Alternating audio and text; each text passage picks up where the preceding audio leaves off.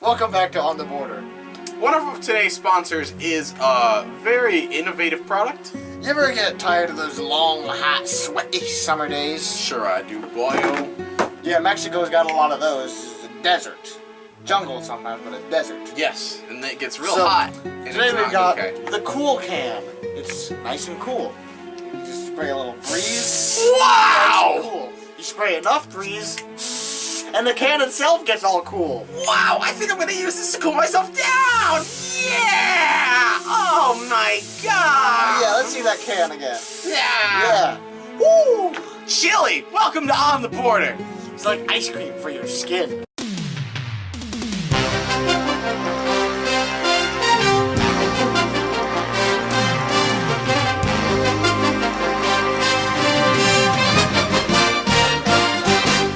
Hello, welcome back to On the Border. Our first story today is about garbage.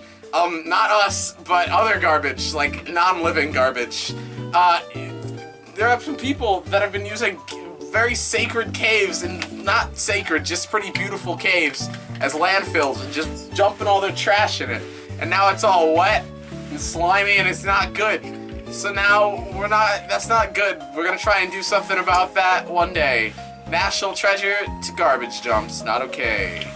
Our Now your story. our second environmental story is about the border wall and how it might mess with the environment and the flow of the Rio Grande. I'll mess with your environment. You see, it's possible that the wall might wind up in an international court because it's possible that it's going to violate a 1970 treaty between the U.S. and Mexico that requires the two countries to agree before any constructions can be made that will obstruct or alter the flow of the river.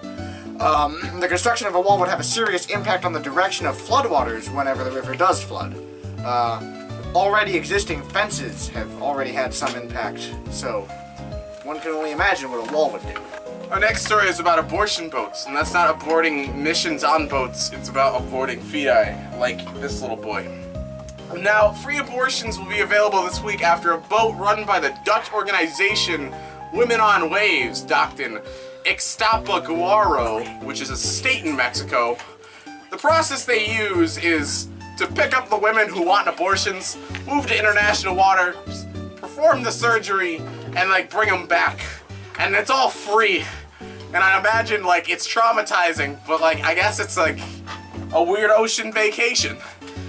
This is in order not to break any laws since, in most cases abortion is legal in Mexico. So, abort that way of thinking.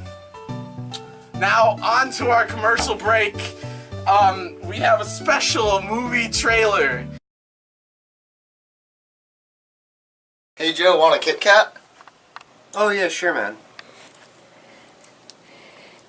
Oh, nice. I love Kit Kats.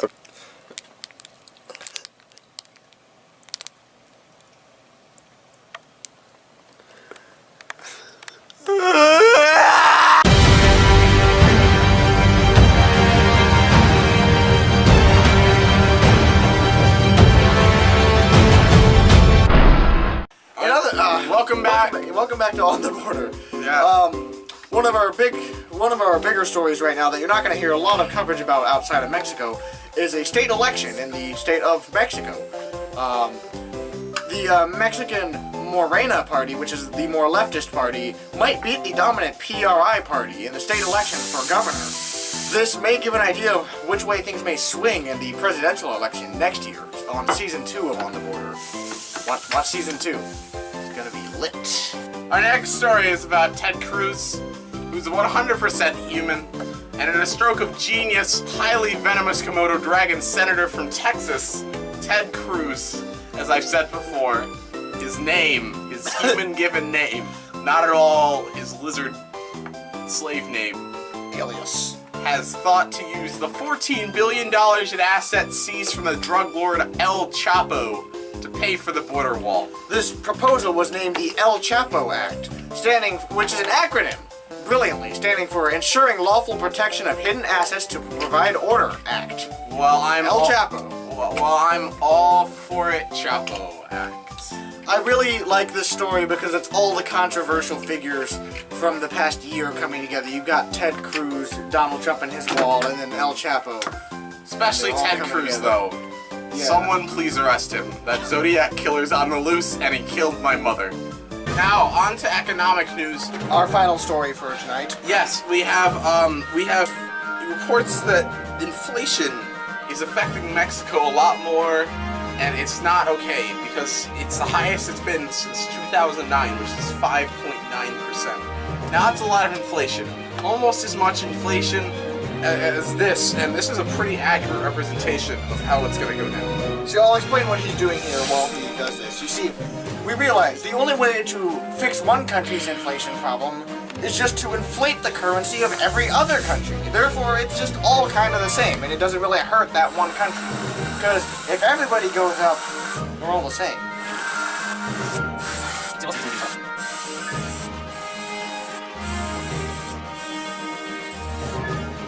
And look at that, a perfectly inflated global economy. Yes. Thank you for joining us on The Border. We'll see you next week.